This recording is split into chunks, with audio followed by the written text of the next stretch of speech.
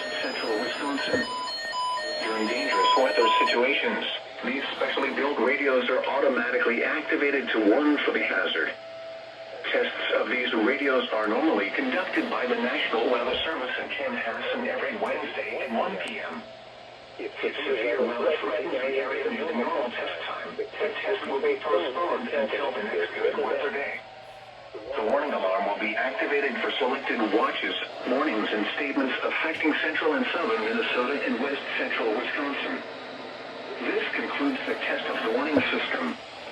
We now return to normal programming.